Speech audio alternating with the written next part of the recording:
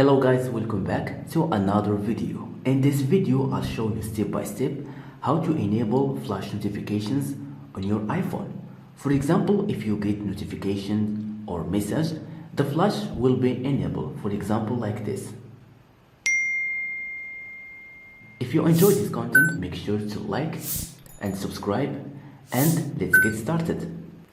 So first, tap on settings, then scroll down and tap accessibility, then scroll down and tap audio and visual, and scroll down and tap LED flash for alerts, then toggle it on.